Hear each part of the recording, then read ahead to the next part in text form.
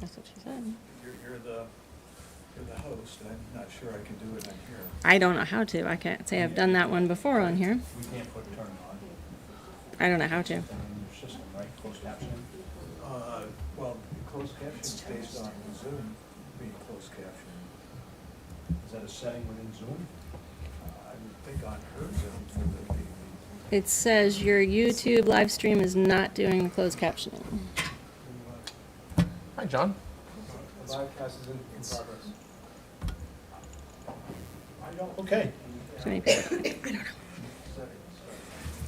Okay, it's 7 o'clock. Welcome everyone here and those. I move to approve the agenda. Second. Okay, any discussion? All those in favor? Aye. Aye. Aye.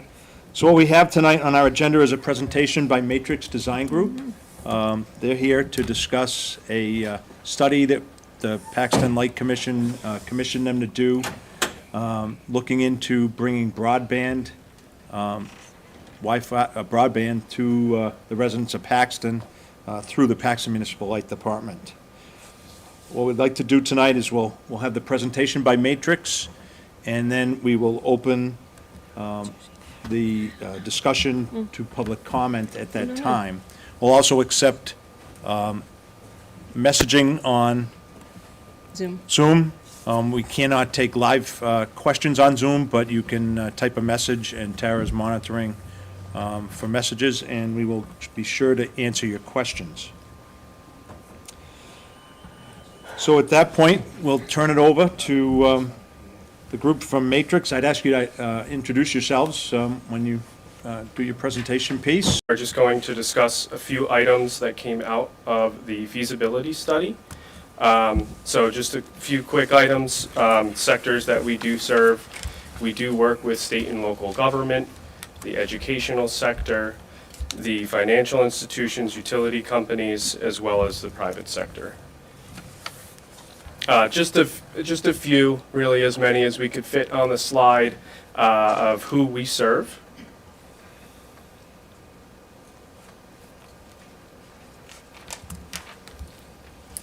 And then what was just discussed, we were hired by the Paxton Municipal Light Department to conduct a feasibility study on broadband to see not only if it is a cost-effective solution, but also if it would be adding value to the residents of Paxton. So today we'll really be reviewing key takeaways from that study and answer any questions in the future. So what goes into a fiber build? So it would be engineering, pole survey, fiber design, make-ready process, which, good news up here, we don't really have to worry about that, but that does go into a normal fiber build. And then the construction of the actual network, the fiber drops to the homes and businesses, and then your internet service, customer service, and the maintenance and operations of the actual network. So just a few items from Paxton, which I'm sure you're all familiar with, which has been pulled from US Census data. Paxton is approximately 14.74 total square miles, about 1,600 homes, and 108 homes per square mile is what that comes out to. And then based on the 45 road miles that was in the Paxton Master Plan, we have a density of about 35 homes per road mile. We use a lot of that information in the study to really determine some of the cost-effective benefits of the broadband solution. So with that, I'm actually going to turn it over to my colleague Justin, who will walk through the technical feasibility. Hi, my name is Justin Labiola. I'm a project manager. I work very closely with Tara on this study, and part of the study was to develop a mission statement for us, for you guys, and that's to develop a community-wide broadband solution, having the capabilities to facilitate the delivery of communications through several technology platforms. The infrastructure would require fiber optic cable as the medium for all signal transport to equipment demarcation points. The graph on the bottom Basically, it's just a few key points that we were able to take from the study, and we'll outline a little bit of that on some of the maps that we generated for you, Paxton. So we took the road miles, and we actually placed fiber along the maps themselves, and we came out to 45.56 miles. We took the population and the potential subscribers for everything.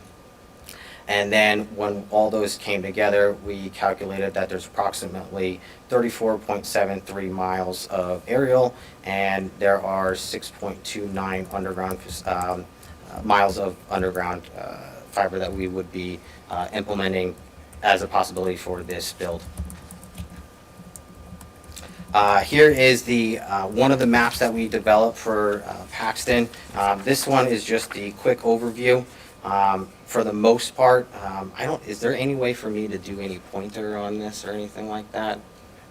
Probably not. Does the clicker have a red pointer between red and yes? It might. I'm not sure it's working. If not, it's a smart board, so you might be able to go draw with the marker. Yeah, yeah, that we'll you can keep this do. simple. So this one, yeah, so basically what we had to do, we split this up into 5 main sections for the fiber build. Reason for that is just the capacity of the equipment that was spec'd out for Paxton themselves. And it gives a lot more flexibility into the area. This is not something that is set in stone for Paxton. It's very, very flexible on how we can maneuver and how we build out these areas. But it helps fine tune some high density areas that we can hit first as a priority for Paxton.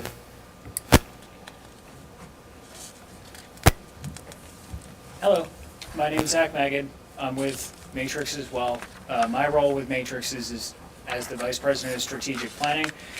Where I come in to assist this project is to bring all of our company's resources and subject matter experts to bear to compile this information in a digestible manner.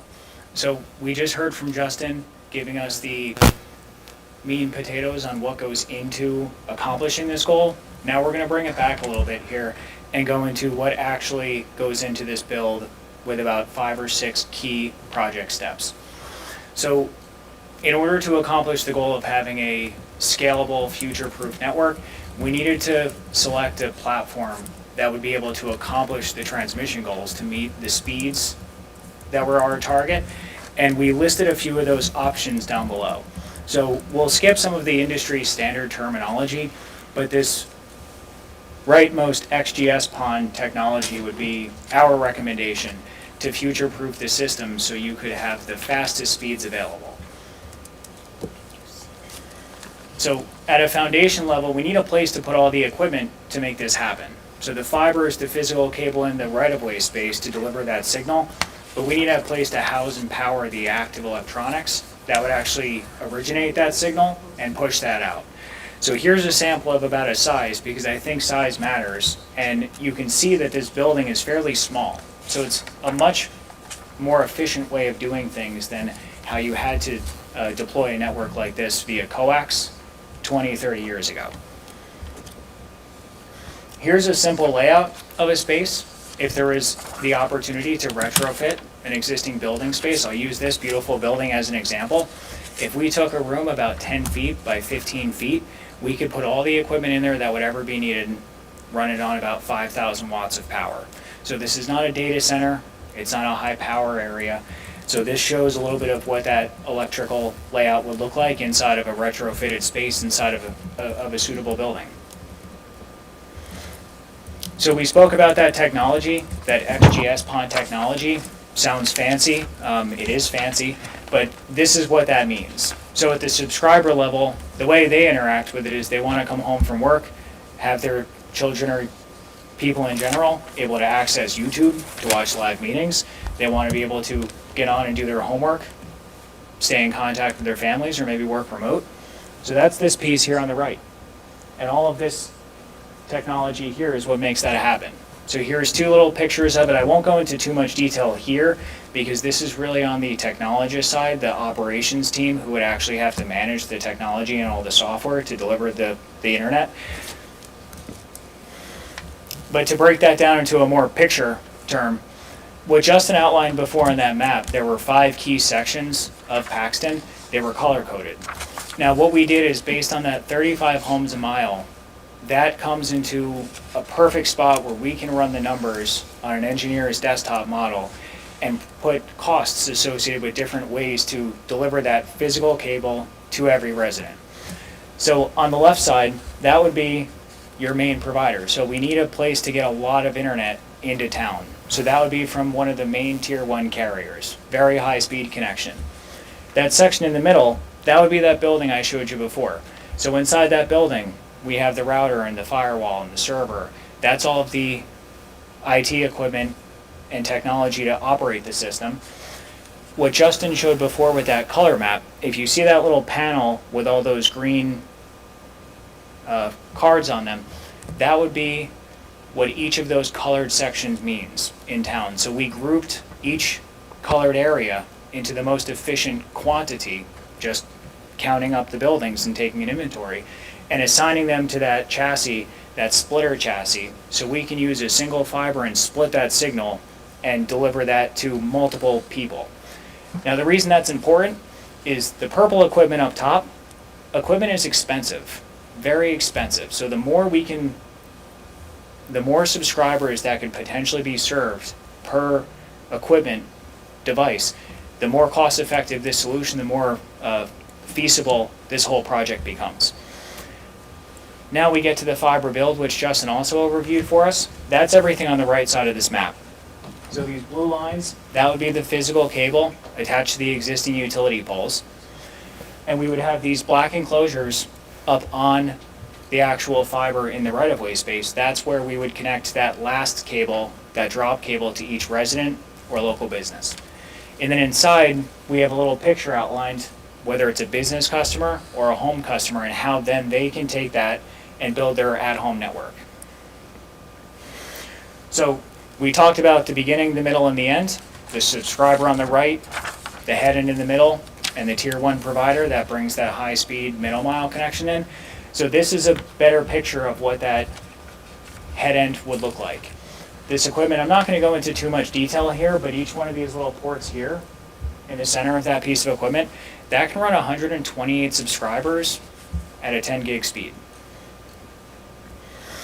So now to go back further, we have the fiber itself. So we brought this picture because this is one of my absolute favorite pictures. This cable was spec'd by us in coordination with the manufacturer that would be acceptable as a dielectric cable, which means it's non-conductive, there's no metal in it, so it could be placed in power space, removing any need for that make-ready cost. So typically when you want to attach fiber onto a utility pole, you need to gain permission and license that space. But in Paxton's case, because the municipal light plant has that power existing, we can use a compliant cable and put it inside that space, saving between $400 and $500 a pole, which is typically what it would cost to attach it in telecommunications space. So 2 little awesome pictures. Just so everyone does know, all fiber follows the same color code, so it doesn't matter the brand, and inside the glass is what matters. So that's the outside plant environment. Now coming to the customer environment, what does it look like? What does fiber mean to a business? Well, here's a device. This is how you would actually interact with the high-speed broadband system. This is what would go inside of each single home. And if I go back a few slides, that purple equipment is built to talk to this equipment and run a lot of advanced troubleshooting measures to make that maintenance of the system much easier than it could be even a decade ago. So I'm going to flip one slide ahead and just make sure I'm on track here. Pardon me for a moment.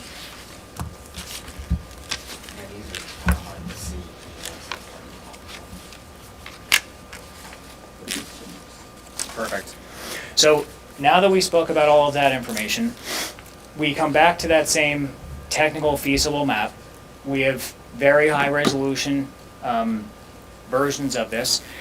But if you look now at the aqua section, inside that aqua section there would be one cabinet that would talk to the head end, and from that cabinet there would be a much smaller system talking out to every single individual home. So that's awesome. How long does it take? We built this map. We're at about an 18 to 24 month time frame. from start to finish. We did list all 45 or so steps, processes, and procedures. And what's really nice about this Gantt chart, typical construction schedule, is just based on a lot of the work that Massachusetts saw over the years with the middle mile network build and all of the local town broadband networks. So a lot of data to provide, and there are a lot of flexible items in here depending on how you want to go about it. So when you zoom into this map, there are predecessors, so you cannot turn a customer on until their cable is connected to the other cable, and that cable is tested and meets the designed expectation. So then, how do we quantify this in dollars? Because that really is what all this is about. So here, I'm going to go back to the map real quick. So we have 5 map sections, and we have 5 map costs, 1 cost for each section. I'll read through some of these main key tasks here. We have the territory equipment cost. That's a fraction of the head-end electronic cost. Then we have the field deployment equipment cost. That would be the device inside each person's home, each resident's or business's home. Then we have the inside plant labor. So a technician would have to go out on site and actually hook up that customer. We have third-party costs, which would be miscellaneous from underground to unforeseen things. Then we have the total project cost to just get the cable from the head end out to every location. Those numbers in total, we came up with about $3.8 million. That's what we call the capital cost. That's the fixed capital cost. And then there's a variable capital cost would be if one subscriber hooks up, well, that has cost for the install for one subscriber. What if 1,000 subscribers opt for service? And that's where we ran a variety of different scenarios based on those scenario take rates. So thank you so much for having us. Should we sit back down and we'll wait for any questions? Or are questions now? You guys do have microphones, right? Yeah, that'd Yeah, be fine. Absolutely. Perfect. Yeah. We will, I think the microphone up front is available. Oh, so Oh, everybody okay. can hear, right? Yep. We'll open the floor now to questions in-house, and then we'll move on to our Zoom. So please identify yourself. John Slavish, 6 Oakwood Road. Before they leave, on the technical end, they won't be able to answer the questions if they're not here. They're here right now. They can answer the questions. Are they leaving? No. Oh, I thought you were leaving. No, we're here. We're here. Municipal Light Plant would be able to advertise for estimates from companies like Verizon, Lumen, Crown Castle, and they would provide what's called a direct internet access connection, and it would be scaled appropriately to support all of those sold services downstream inside Paxton. And my last question is, that service, is it already fiber? This service that would connect the middle mile to the outside world? Yes, it most certainly would be. Does it exist to our border? Right now, the MBI has services through much of the state right now, and that would be determined based on the company that was going to provide that service. So that was not a direct piece of our feasibility study, because that would be through the Tier 1 provider bid process. But there are a lot of options available in Massachusetts in this area. That connection would be negotiated by the light plant. Yeah, but the it operator. doesn't exist at this time on our access. Access isn't available at this time. I cannot say that for sure, yes or no, because that was not part of Thank our you. study. If I could, my name is Chris Lynch. I'm with Matrix Design Group as well. I live in Worcester. I've worked with a number of local communities, like we built the network in the town of Leverett, and we built the network in the town of Petersham. We're working with the town of Shrewsbury to help replace their coaxial cable network with fiber to the home, and we're working with the town of Sterling to help them build a residential fiber network. I'd give the example of the town of Petersham. We built a fiber network, and the backhaul, that middle mile network, we have fiber running to the local Verizon head end. That head end has fiber going into Cambridge, where we connect to a telecom hotel, where we have a choice of whoever we want to use for that last mile, whether it be AT&T, Lumen, whoever you want. We did the same thing for the town of Leverett. They've actually changed their ISP, their internet service provider, 3 different times. So it's one of those things, you try to figure out who has the best service, the best price, and the best reliability. But it's a choice that the town gets to make. And that transition is seamless. The customer doesn't know that changes. That's just Well, they know rock because solid. you That is announce it, correct. it's going to happen at 2 o'clock on a Tuesday night. Right, right. But other than that, it's seamless to them. Okay, just so everybody knows, a little background on the light board's position on this, is this is a study we commissioned, phase where we're learning about this and absorbing all this information and looking to make a valued decision in the future. I have a question. Nick Polovich, 15 Tanglewood Road. What was the cost again for setting this up? Was it 3 million or 30 million? I didn't understand It that. was 3.6 million. 3.6, okay. And we defined that 3.6 million as the total fixed capital cost to deliver the backbone, the head end out to be able to service every resident. Beyond that initial cost, we ran a multitude of different scenarios that accounted for different revenue income levels based on average revenue per unit passed Right. on a different matrices of options for different price tiers and extra over-the-top options.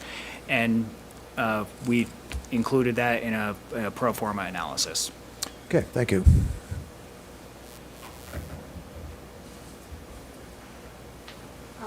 I'm Vicky Kopp, and I live at 28 Lincoln Circle. And I have to confess that not only am I deaf, I'm blind, I can't see over there. And I'm also very ignorant about these things. But I am interested. I responded to the poll that the Light Department sent out, and so I came tonight. This is all very technical to me. Do you have any handouts that would be helpful to me to bring home and look at?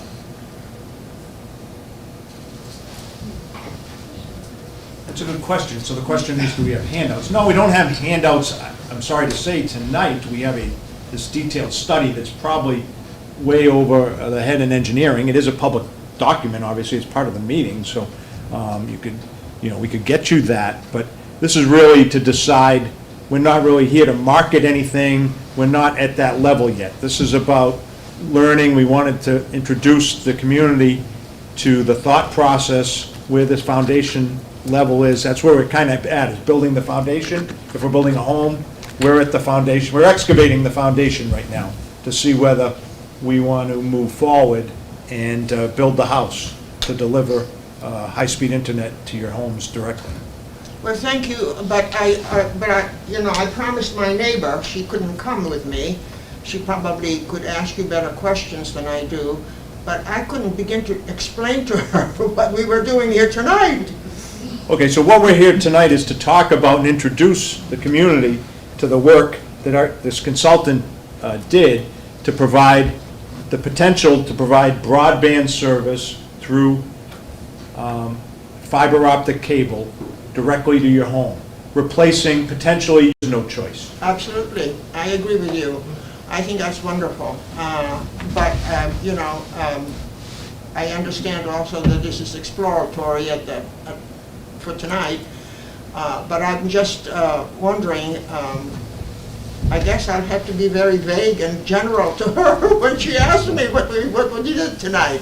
But thank you anyway. But I believe, I'm trying. I believe the meeting will be posted on the town website, so someone will be able to watch from home sometime tomorrow, I think, usually. On right? YouTube, right? You're recording right now, both on YouTube and Paxton Cable. Cable. Okay, all right, well, I'll tell her that. So the meeting will be available Right.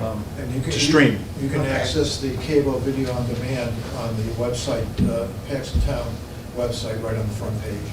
Are you anticipating another meeting to pursue this idea?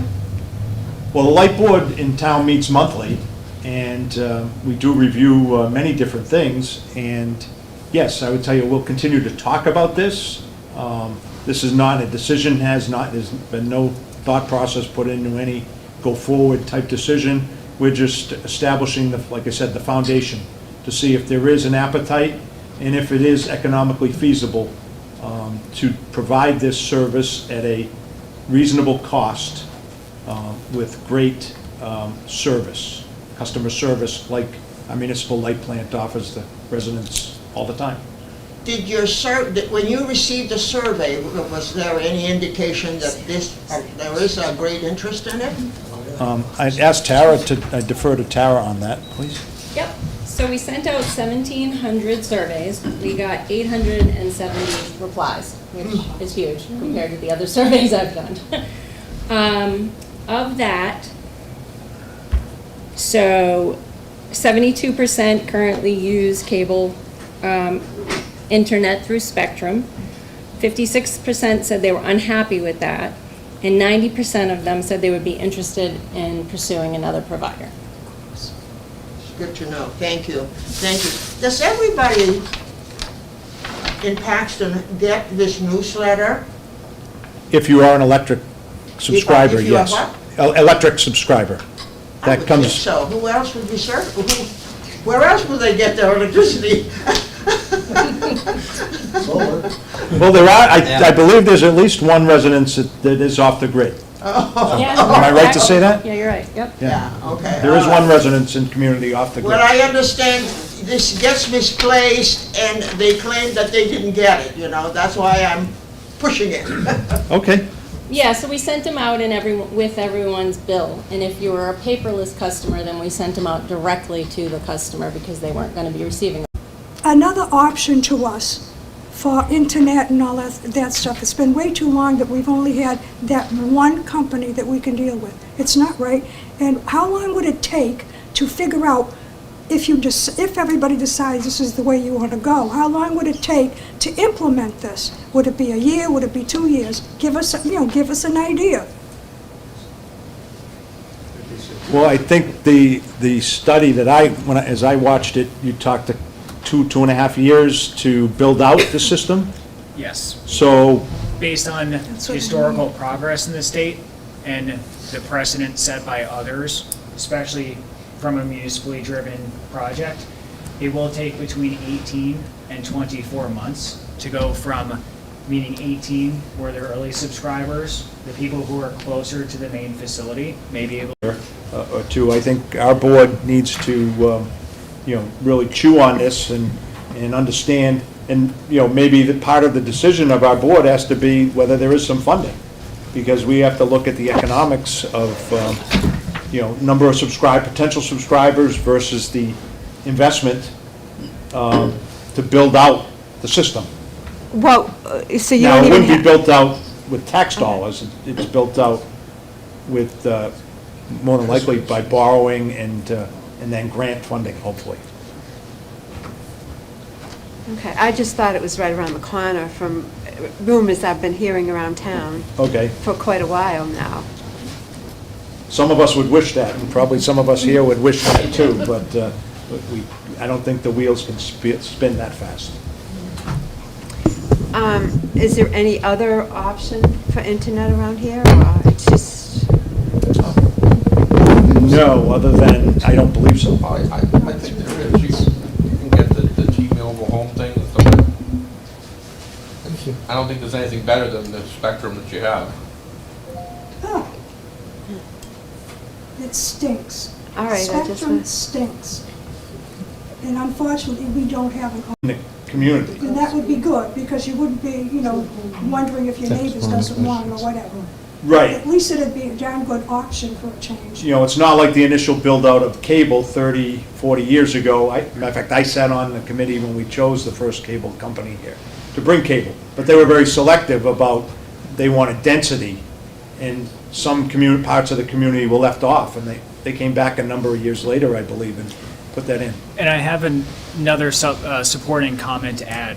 the purpose, all the decisions that our engineering team and subject matter experts made was to ensure that the system could grow as the community changes over time.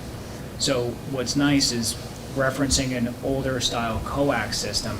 Once it's up in the air, it's made to support a number of users. It is not quite as flexible to say, we're gonna put in 10,000, and I'm using this as a very poor example, a skyscraper in 10,000 new units. You would be able to support that with this type of system as well, just because of how the data goes over the glass itself. So it's a much more flexible, changing, evolving system. It's also future-proof for the most part. Yeah, one thing to add to that is that one of the big problems people have with Spectrum and other cable companies is the upload speeds. So if you try to do any Zoom meetings or interactive FaceTiming with your kids or telemedicine, a lot of times it'll freeze or it'll drop because the upload speeds are not supported. With fiber, it's symmetrical, so if you get a gigabit down, you also get a gigabit up. So it won't have those problems. Those problems go away. Bill Catroni, Holbrook Lane. Who actually will own this equipment? Is it town, or it sounds like you're bringing it in and you really don't own it? We're taking it from Verizon or whoever's supplying it. Who owns it? Sorry, I'm Italian, I can't help it. I can answer one thing, is it'll be coming from a municipal to us, not from a Verizon or Okay. something like that. That much I do know. And who owns the equipment? Does the town, do we own the equipment? The municipal light plant would own the equipment, yes. So it will be our equipment, so we'll be responsible for repairing. Who maintains it? We would maintain it. There are poles already existing in the community, so we already have, that piece is, kind of makes it easy here in Paxton, but would own the whole system outright. So we'll have people that are capable of monitoring, repairing. Part of the model would be to determine the number of staff to, because this will be almost a secondary business within our existing business. Just ballpark figure, how does this relate to, we have cable through Spectrum. Cost-wise, what are you projecting? Cheaper, more expensive? Ballpark. I'll say competitive is probably a Competitive. better word, rather than committing to one way or the other. The plan, let's face it, if, in my opinion, as the board member, and I represent all of you that are ratepayers in municipal light plant, along with Emerson and the vet, if we can't bring a economical or affordable, economical service to market, then there's no sense trying to come to market. Exactly. So, and that's kind of why we commissioned this survey, to kind of get an understanding of what the economics would be, potentially what the build-out economics, to determine a return on that investment to a certain level that can provide you quality service that you're used to having from the Paxton Municipal Light Department at a competitive price, and move forward in that vein and cover the expense. So I have it right then, this company's bringing it in, putting it in, setting it up, and then we will be responsible as a town. Yeah, these folks wouldn't even do the build-out, I don't believe. They're just, No. this is a consultant group on Oh, okay. the actual I'm sorry, I operation. misunderstood that. So some of the construction could be through contractors that the municipal light plant would hire. Some of the construction could be through some of our own employees. There's, many different avenues of how the build-out would go. And it would go probably in one of those 5 segments, one segment at a time, until it was built out to 100%. Yes, we were here to be a resource and a partner to the light plant, to educate, empower them with this knowledge. This is not a sales pitch or advertisement for us. So it's an outside service bringing it in, then we're responsible for it. Right, so some municipal light plants are already offering this service in the community, like they said, Sterling, Tara spent some time with some of our partner municipal light plants, reviewing their operation as far as broadband provision works. Sterling, I know you went to Sterling and you went to Shrewsbury, I think? Or- I've spoken with Shrewsbury. Shrewsbury, but yeah. in So South these, Hadley. these cables will be running alongside the coaxial cable, the spectrum cables. Right, it'd be on the same pole, above it or below it, where exactly it would be placed on, you know. Under it. What was your question? So I have a question. So have strictly internet charter, and it's $80 a month. It goes up $5 every year. So if we were to go with this, we're talking 3 years, our bill, my bill with charter would be roughly, what, about $195, I guess, in 3 years? So, you know, I think everyone in this room or people out in the cloud are looking at what is it going to be for them, and it's too early to tell now because we don't have the infrastructure and it's a ways off and things get more expensive, but, you know, charter is going to go up every year, Now, $5 a year. Just to be clear, this would just be, so everybody knows in here and out there on TV, and this would just be providing internet service. This wouldn't be providing cable TV. You would need to have a TV provider if you want to watch TV off of this service. It wouldn't be providing landline phones. Am I No. right to say that? You could stream. Right, you can stream to your TV, but you wouldn't have a cable box like you would have today. This is not cable television. This is strictly providing high-speed internet into your homes or businesses.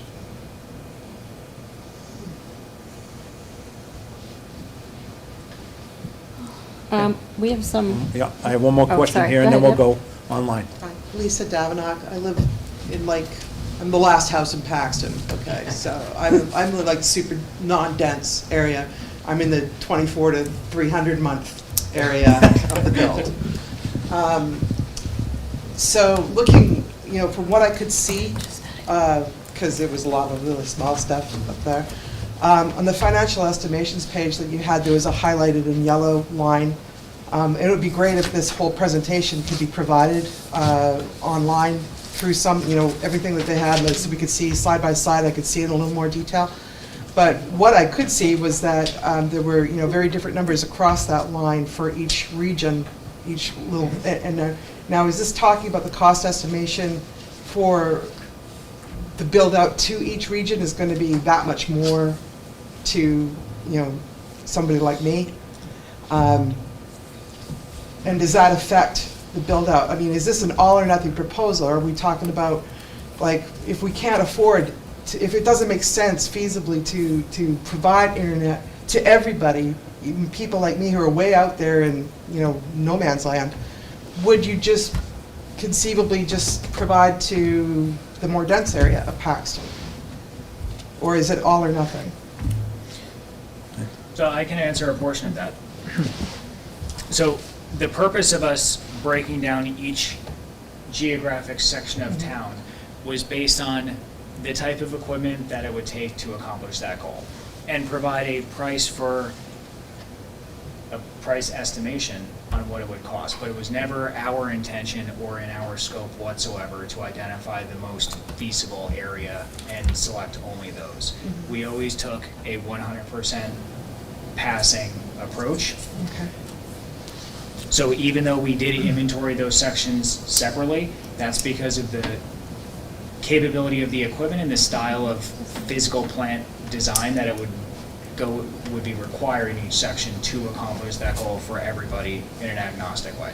So there was no selection of house 1 versus house 2 versus house 3, and how do we optimize for that? That was not part of our analysis whatsoever. And just to that point, we will post the presentation on our website by the end of the week. Thank you. So everybody can log on to Paxton website and find the light department. And if you haven't been there, give you a reason to get to our webpage. okay, so we have some questions online. I heard 10 gigabyte. Does this plan include taking 10 gigabytes to the home or just the backbone of it?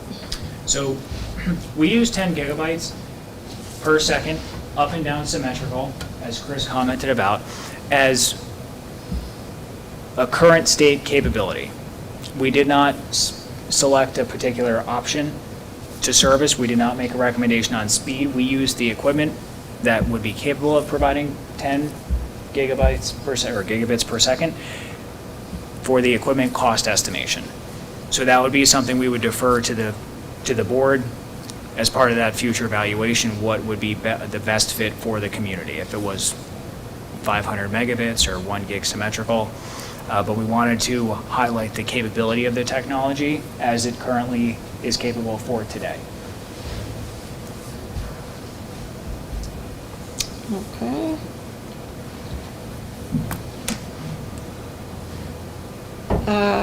I know this is the introduction to this potential service. Is there an upfront cost for residents? I think we've kind of touched on that. Do you want me to? Go ahead. I think we really haven't established any costs at this point to each individual resident. I do believe, though, that we wouldn't want to have to charge everyone to just essentially sign up, if that's what you are referring to when you say an upfront cost. We would like to try to keep the model similar to the electric company, even though it would be a separate entity from the electric company, but we would want to keep the services similar. So we try to provide low-cost service. We try to make sure we're very reliable, and that, you know, you can always, not always, that's a bad word to use, but usually get, you know, customer service, you know, anything that you need from them, instead of getting like a robocall or, you know, push 6 to get here. So we would like to model it after that, but at this point right now, without having more information, we really can't give costs, like it's going to cost you $40 a month or $60 a month. I do believe when we looked into it, though, that there could be some cost levels. Am I correct? Like if someone wants... Yes. This is the technical part that I don't want to, but like, Yes. I'm going to make, I don't know, 10 gigabytes.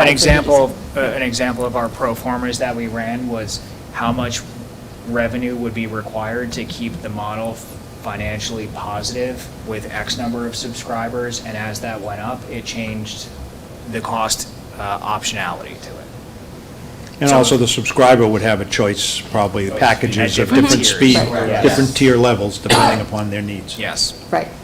And I touched on that prior, I did not go into enough detail, but the system would have the flexibility to provide any range of speed from 0 up to that 10 gigs symmetrical, and that was, we took a cross-section distribution based on what the state typically sees to identify what is the assumed percentage of the base tier subscribers, the middle tier, the higher tier, for those speeds, and exact pricing to be determined later.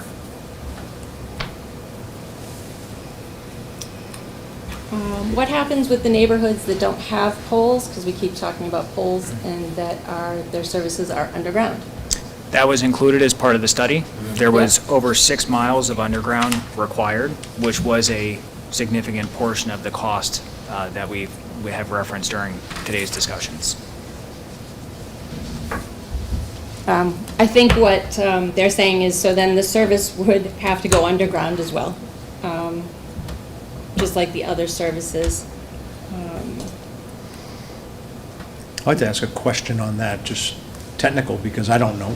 Okay. Would that be direct burial, or is it something that you conduit? You can do either. You can do a micro cell. You can do a direct buried fiber that is installed via plowing. The optionality, I really should have brought it, but I didn't think it was appropriate today. We have a stack of samples. There's about 50 different types of jackets on the cable you can get for whatever type of environment. So Okay. that would be part of evaluating what is the implementation plan to place the cable underground, and what type of assets and capabilities do the variety of contractors and capable personnel who would be involved in that. That would play a big role in making that decision. The only limitation is though, if you do have conduit, the fiber can't go into the same conduit as the electric. Mhm. Like Right. the- Okay. Yeah. And quick question in regards to that. Our feed for electricity is underground, but our cable is off of a pole in the neighbor's yard. How would that come into us? Would that go with the electricity or the old cable? The question is about how to go from the current public right-of-way to the subscriber home. I have both. my cable comes in off of the pole. Mhm. My electricity comes in underground. Why isn't it? So for that last connection, typically it's traditional to follow, if there is something aerially, to follow that. Now, it certainly could be an option to place that underground. The mechanics of how to make that decision and the pros and cons and weighing that cost for that difference, I unfortunately would not be able to speak to directly. Being underground would be more secure as far as, ice storm, which is taking down cables. It would be advantageous for us. Just curious, not boy. I can honestly say I haven't encountered that one before. You just kind of blew my mind of having one and one. Like, that's the What first street one. do you live on, Bill? Holbrook. Holbrook? It would be That- more That- expensive up Where's the front, potential underground, location Right. for this? but it is more reliable. Right. Where's the potential location for this building? Here? No, that has No. not been determined at all yet, and that's just really a network. Yes, and we Building. provided two examples. One would be a independent building if a retrofit was unavailable, and if there was space, that would be an additional cost benefit to remove that cost from the study. Because Sterling's is inside their building, right? Mhm. Right, okay, Yep.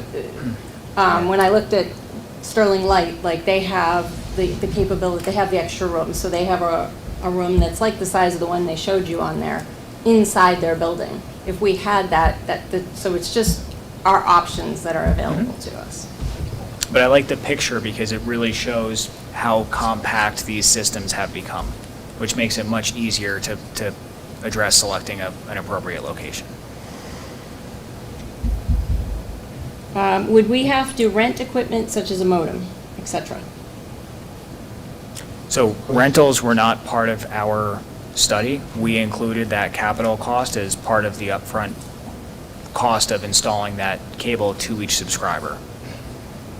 So I wouldn't be able to speak to the rental in a cost via the monthly subscription, but I can say in our pricing exercises and estimations, we did not include revenue as part of a monthly subscription for the ONT itself. I could tell you that Sterling includes the cost of the modem or the router in the monthly price. If there's other people, like in Peterson, it's an option. Some people want to provide their own router. Okay.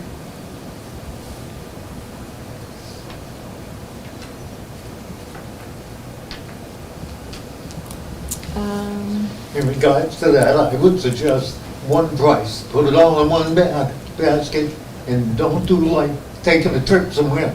Yeah, it cost you $100 here and now the plane is more money. Or you wanna get off the plane, that's some more money. One price. And if you bring a bag. Yeah, this is what I need, don't break it up. Give it to me, tell me what it is. This isn't really a Underground layouts. question as much as a comment. It says, I think it's more of installing and connecting to homes. Thank you, I'm on McCann Place. What are the next steps to move forward with this plan?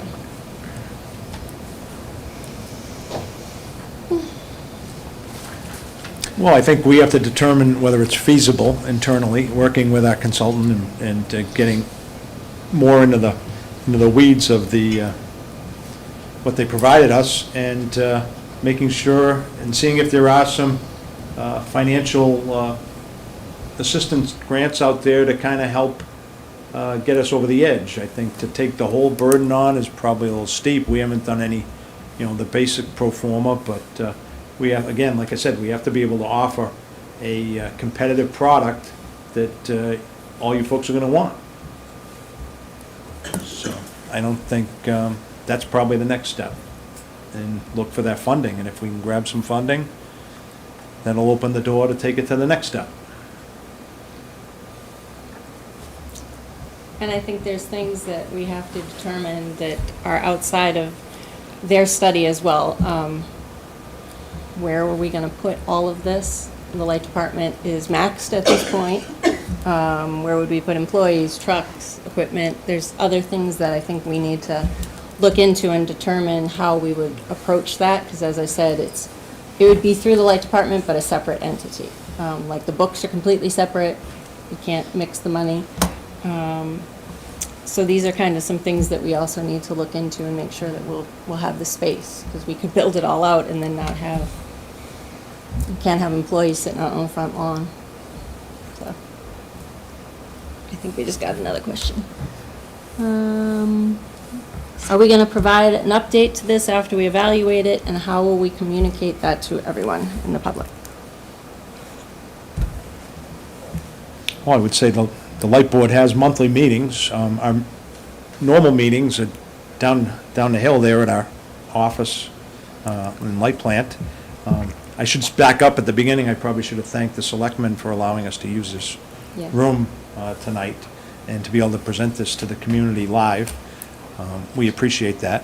So at our monthly meetings, it'll probably be on our agendas moving forward to kind of get a little update as we move forward each month and see what happens. And I believe part of working with the consultant, they can also help us identify any grant opportunities that are out there for us to, now that if we have a plan and we want to move it forward, we can hopefully use them, and they can help us secure some funding. We have trash and water as discrete line items on our bill. Why wouldn't this just be similar?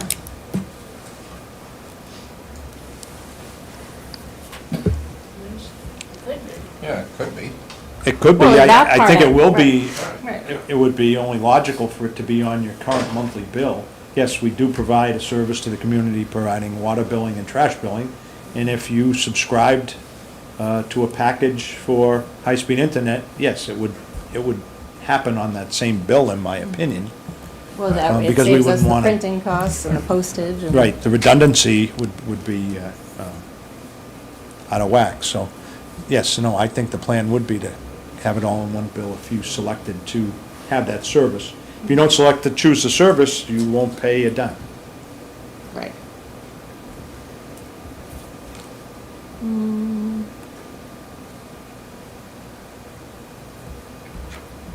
That's all. Any more questions? Okay, it appears that we have questions online. I'll ask the room here if there's any final questions. If not, I'd like to thank everyone for coming and participating. The feedback was great. I think we look forward to, trying to get this thing off the ground in some form in the near future. One quick one to Yeah. go with it. How about trying to tie in some type of TV service with it through a company that maybe would be more reasonably priced, I believe that has some licensing type issues that could preclude that, and also that adds considerably to the expense, the in-home expense, am I right to say, if you start?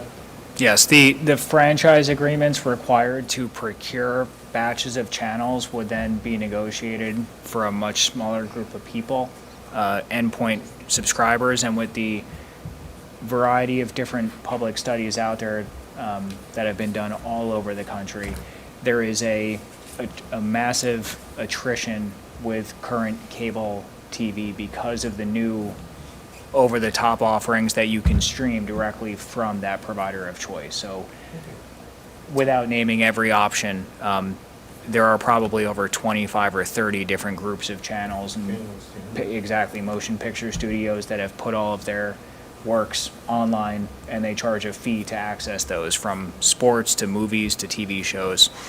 So that is typically the easiest way to access and pay for exactly what you want and not be stuck into a bundle of more than what you may need. And I know that Shrewsbury recently did a study going back to 2003 to currently of the amount of subscribers for their cable versus where they were in 2003, 2013, and currently. And the drop-off rate for their cable has been just astronomical, but the increase to their internet has also offset it, I believe, by 46%.